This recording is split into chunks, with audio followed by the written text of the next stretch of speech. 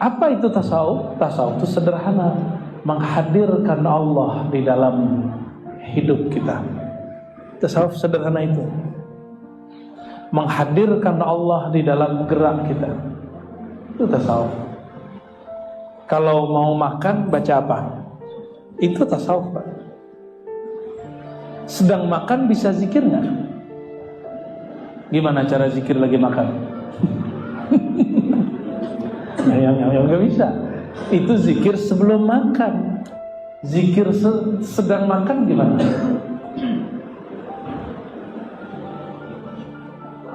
Nah, disitulah kemudian ulama kita mulai bertanya-tanya dalam pikirannya, yang sebenarnya berzikir itu siapa? Apakah hanya lisan? Atau lisan ini hanya terjemah? Dibukalah kitab, dibukalah Al-Quran, ketemulah surat Ar-Ra'd ayatnya. Barangkali para asatis di sini sudah banyak yang hafal. Ala bidzikrillahi tatma'innul qulub, surat Ar-Ra'd ayat 28. Ketahuilah hanya dengan menyebut nama Allah, zikrullah, hati menjadi tenang. Berarti yang berzikir siapa? Hati yang berzikir. Idza dzukirallah wajilat qulubuhum. Jika disebut nama Allah, di mana menyebutnya? Di dalam hati. Lisan ini hanya terjemahan ma fil fuad, begitu kata orang Arab dulu. Innamal lisan terjemahan ma fil fuad. Lisan ini hanyalah terjemahan yang ada di dalam qalbu. Kita sering diajar zikir lisan, tapi jarang diajar zikir qalbu. Benar nggak? Mohon maaf, sudah lihat mungkin ada yang keluarganya, orang terdekatnya kena stroke, lisannya masih bisa nyebut nama Allah kan? Nggak jelas. Bukan itu yang zikir sebenarnya. Walaupun lisannya baca Allah nggak jelas, tapi di qalbunya mantap sebut nama Allah, itu yang zikir. Itu dalilnya tadi. Surah Ar-Ra'd 28, Al-Anfal ayat 2. Idza dzukirallah wajilat qulubuhum. Boleh diarahin di sana. Masih muda tapi udah kayak orang tua. Enggak kuat kena kipas angin. Maka bagi yang kena penyakit stroke pun enggak usah khawatir. Qalbu masih dapat berzikir. Tubuh mungkin sudah enggak sanggup. Jadi kalau ada keluarganya kena stroke, itu hanya tubuhnya, qalbunya tidak. Nah, sebelum itu terjadi, kan kita nggak tahu nih, Indonesia sekarang pola makannya gila sekali ya. Makan nasi, ini nggak tahu, ini jasa Soeharto pada usaha Soeharto ini ya. Dulu kan kita makan ubi, makan jagung, lalu ada swasembada beras. Akhir semua orang ganti beras. Dulu di Madura dan beberapa wilayah di Jawa Tengah itu masih makan nasi jagung, ada jagung. Saya punya beberapa kenalan masyayikh itu nggak pernah makan nasi sampai umur 80-an sehat, tidak sakit jantung, tidak diabetes. Kita pola makan masya Allah ya, benar ya. Belum lagi santan-santannya. Jadi kalau nanti suatu saat, saya kan nggak tahu nih nasib kita semua, kita nggak tahu. Siapa tahu di antara bapak ini yang hadir ini dapat musibah stroke. Kolbunya belum belajar zikir, sengsaranya lahir dan batin. Maka sebelum itu datang, kolbunya harus terlatih menyebut nama Allah Subhanahu wa ta'ala. Sehingga ketika tubuh ini tidak sanggup menyebut nama Allah, lisan keluh sebut nama Allah, kolbu masih kuat sebut Allah. Ditanya Imam Ash-Shibli, murid Imam Junaid, dia punya kawannya dituduh nyeleneh, namanya Hallaj. Hallaj digantung, dia tidak, dia selamat. Imam Ash-Shibli ini ketika dia sakit keras, dia ketika sakaratul maut membaca Allah, Allah, Allah. Itu yang dia baca. Apa kata muridnya? Ya Syekh, qul la ilaha illallah. Syekh, ente kan ajarkan kita kalau sakarat baca la ilaha. Tapi ternyata beliau berubah. Apa kata beliau? Wahai muridku, aku sudah dengan yang punya nama, maka tidak perlu lagi menafikan selainnya. La ilaha meniadakan selain Allah. Sekarang dia sudah bersama Allah. Masih perlu nggak meniadakan selain Allah? Nggak perlu. Maka muridnya diam. Beliau meninggal baca Allah.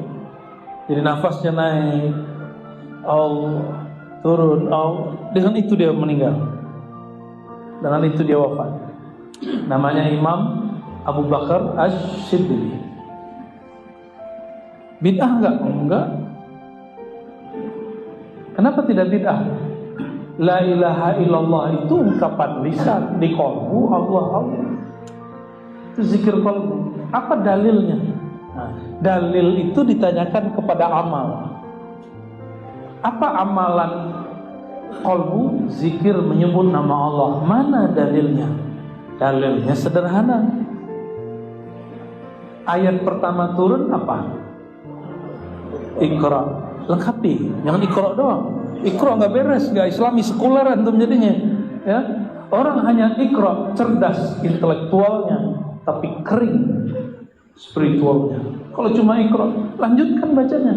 Iqra Bismi rabbikal ladzi khalaq. Coba dimaknakan. Iqra. Iqra itu maknanya ada dua. Satu baca, yang kedua himpunlah lahir dan batinmu. Coba tanya ahli tafsir, ma mana qara'a? Qara'a bermakna jama'a. Qara'a artinya menghimpun. Apa yang dihimpun? Zahir dan batin. Iqra, himpunlah dirimu dengan nama Iqra bis, dengan nama Rabbmu, Tuhanmu, penciptamu yang akram, yang maha pemurah.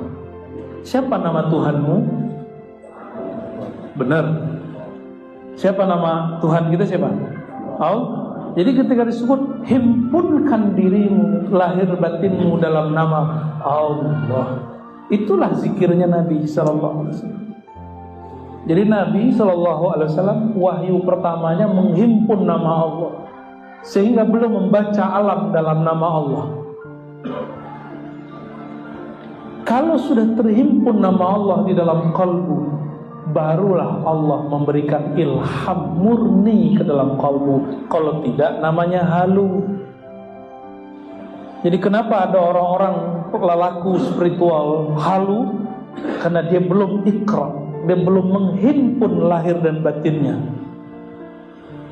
Ya, mungkin baru lahirnya, baru batinnya, baru fikirannya, belum sampai ke dalam kalbunya. Jadi selama ini ikra cuma baca gitu ya, baca. Itu terjemah namanya. Ya. Kalau kita membaca tafsir, tidak usah pakai tafsir aneh-aneh. Ini tafsir yang umum. Qara'a ay jama'a. Nah, itu para Imam Zujjaj, Ibnu Katsir sebutkan itu beberapa kalam bahwa qara'a bermakna jama'a, menghimpun. Ya. Surat kedua turun antara Al-Muddathir dan Al-Muzammil. Saya cenderung kepada Al-Muzammil, walaupun sebagian guru saya mengatakan Al-Muddathir. Al-Muzammil itu artinya yang berselimut. Kenapa saya katakan begitu? Karena dalam hadis Nabi Muhammad SAW disebutkan beliau setelah dapat wahyu pertama, ya, lalu kemudian sering kalau datang halnya itu, datang wahyu, beliau mengatakan zammiluni, zammiluni, zammala yuzammilu, zammiluni. Maka orangnya disebut muzammil, orang yang berselimut. Itu salah satu nama baginda Nabi Muhammad sallallahu alaihi wasallam. Jadi Al-Muzammil itu nama Nabi sallallahu alaihi wasallam. Maka orang-orang tertentu kalau baca surat Al-Muzammil, ya, dia baca kemudian sallallahu alaihi Muhammad. Ya. Kan perintah di situ, qumil laila illa qalila, bangunlah malam hari meskipun sedikit. Terus di ayat ke-8-nya, ayat 8-nya, setelah qara'a baru zakara, setelah menghimpun baru zikir. Jadi ternyata lain menghimpun dengan menzikir. Wadhkurisma rabbika wa tabattal ilaihi tabtila. Ayat ke-8-nya tuh. Nanti silakan dilihat di rumah ya. Surat Al-Muzammil ayat ke-8. Saya tidak pakai tafsir Isyari, nggak perlu. Tafsir Sufi nggak perlu. Cukup pakai tafsir yang ada. Ibnu Katsir, Tabari, Qurtubi, bacaan-bacaan kita itu. Fakhruddin Ar-Razi. Apa kata beliau? Wadhkurisma rabbik, sebutlah nama Rabbmu. Sebutlah nama Rabbmu, penciptamu. Siapa nama penciptamu? Itu terjemahan satu. Zikir itu maknanya menyebut. Yang kedua maknanya mengingat. Kalau sebut Allah, subhanallah, subhanallah, itu nyebut. Ingat gak dia? Bisa ingat gak yang disebut namanya? Pasti lupa semua. Ya. Yang punya nama itu ingat gak? Jangan diingat pakai ini. Mengingat Allah pakai ini haram. Mengingat Allah tidak boleh pakai ini, stres nanti. Itulah muncul orang belajar zikir sesat. Karena ingat Allah pakai otak. Otak tidak sanggup. Otak mikirin keluarga aja udah pusing. Konflik di tempat kerja aja udah pusing. Apalagi kalau komplek tuh biasanya kalau awal-awal tuh lumayan tuh ya. Sekarang gimana Pak? Udah aman Pak? Udah aman. Pasti awal-awal begitu kan? Sama ya. Tempat kita juga begitu. Ya. Ada yang lapor-lapor polisi juga. Ya. Itu sampai begitu. Ya. Biasa itu. Lagi pemetaan dia. Jadi mikirin problem duniawi pakai ini udah pusing. Antum mau mikirin zat yang ada seluruh dunia, tidak sanggup kita. Inilah sekalian belajar akidah Ahlussunnah nih. Ya. Allah itu menyebut dirinya laisa kamitslihi syai' dalam surat Asy-Syura ayat 11 di pertengahan ayat. Tidak ada yang serupa dengannya sesuatu pun. Sedangkan akal ini, otak ini, dia punya rumus, hanya mampu memikirkan sesuatu yang ada bandingannya. Allah ada bandingannya enggak? Ada analognya. Allah bisa dianalogkan? Tidak bisa. Lam yakun lahu kufuwan ahad. Tidak ada baginya tandingan yang setara. Semua sifat nama Allah itu Allah pantulkan dalam seorang diri namanya Sayyidina Muhammad SAW. Jangankan kepada Allah, mirip dengan pantulannya pun gak ada. Pantulan itu bahasa Arabnya tajalli. Allah bertajalli. Ini baru kajian tasawufnya.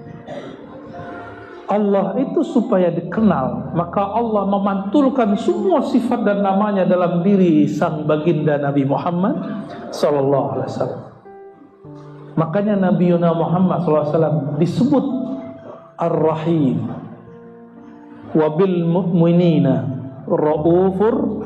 Itu sifat nama Allah, tapi disebut sebagai nama baginda Nabi Muhammad sallallahu alaihi wasallam.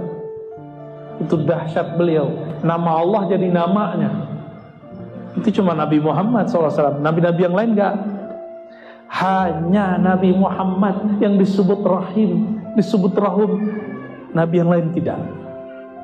Nabi yang lain yang paling tinggi Nabi Ibrahim, Nabi Nuh, Nabi Musa, Nabi Isa. Nabi Nuh disebut di Quran abdan syakura, hamba yang bersyukur.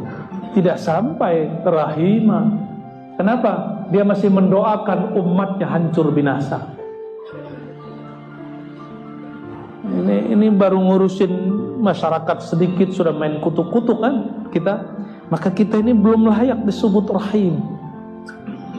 Rasulullah SAW dilempar, dilukai. Itu kan mirip seperti hari ini. Beliau itu lengkap, dibully secara verbal iya, disakiti secara zahir iya, disinggung batinnya iya. Lengkap Nabi. Maka antum yang ingin mengikuti jalan kenabian mesti mengalami dua itu. Ya.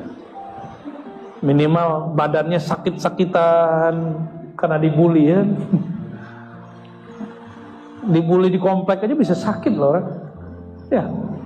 Dibully di grup RW, RT aja bisa gak muncul-muncul ke masjid sebulan. Bisa langsung sakit badannya. Allahumma sholli ala sayyidina. Gimana mau ngurus negara? Ngurus komplek aja gak beres. Nyalek, ya salam. Gak ngaca ya, tapi karena jadi pemimpin itu sekarang gampang ya. Cukup dengan nyalek, tinggal nanti kayak judi kan. Ya untung-untungan. Kata si Fulan. Ya bukan kata saya. Kalau saya gak sepakat sih, politik kayak judi gak sepakat. Tapi kata dia begitu. Oke. Jadi ayat yang dibaca wazkurisma rabbika ada makna lain selain menyebut, yaitu mengingat. Kita tidak sanggup mengingat Allah dengan akal, pikiran. Maka kata Imam Al-Qushairi, imam ini imam ahli hadis. Apa kata beliau? Namun ahli qalbu. Wazkur rabbaka idza nasita. Kalau ahli fikih baca ayat ini terjemahannya, jika engkau lalai tertidur, sholatlah jika ingat atau terbangun. Ini terjemahan ahli fikih. Ahli fikih. Kan beda ahli, beda terjemahan. Boleh nggak? Boleh, karena terjemahan ayat lebih dari satu. Yang memonopoli makna ayat, nah itulah Tuhan-Tuhan kecil ya. Nabi aja tidak pernah monopoli makna ayat. Masa ada orang monopoli hanya penafsiran dia yang benar. Wazkur rabbaka idza nasita. Ingatlah Allah jika engkau telah lupa selain Allah. Itu maknanya. Kapan engkau disebut ingat Allah? Jika engkau lupa kepada selain Allah. Nah, proses mencapai lupa kepada selain Allah, itulah yang disebut thariqah. Jadi kenapa orang perlu berthariqah? Supaya dia lupa kepada jalan selain jalan Allah. Dengan apa? Tolong diingat tadi, zikir bukan dengan fikiran. Zikir dengan apa tadi? Berarti qalbunya melupakan selain Allah, pikirannya boleh.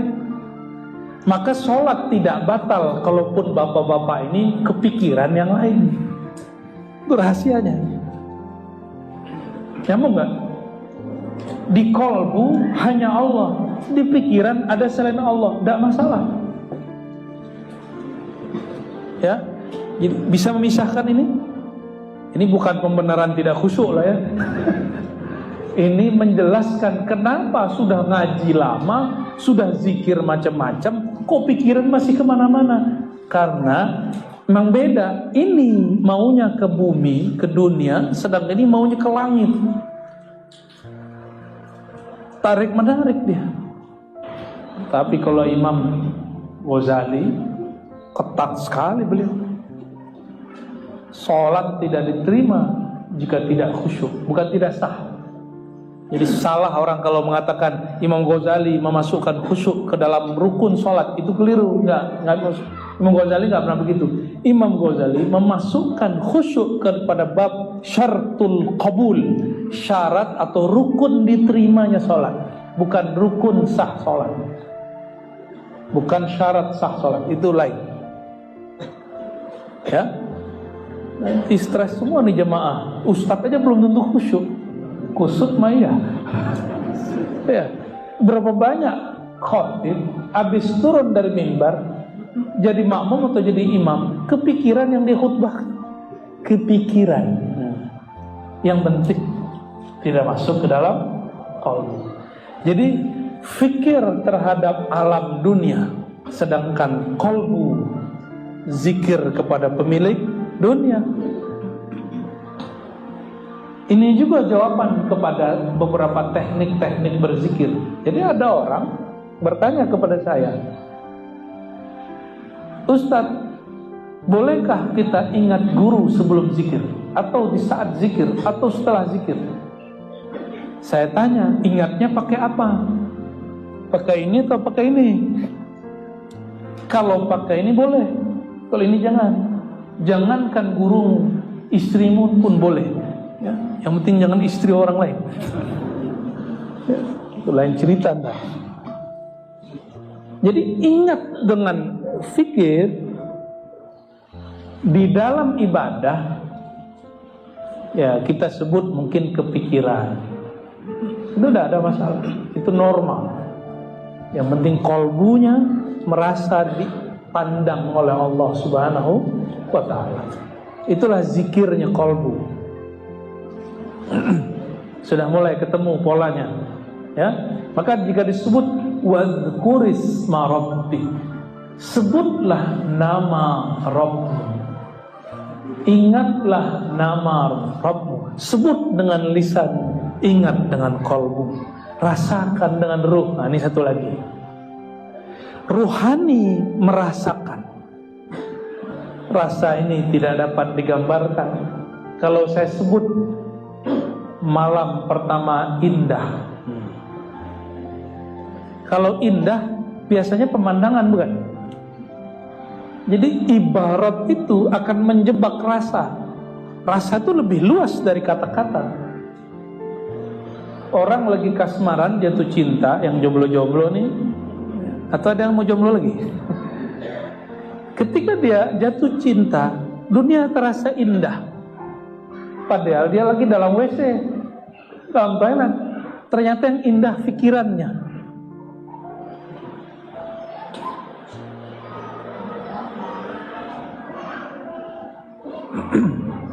Maka zikir ini ada 3 tingkatannya.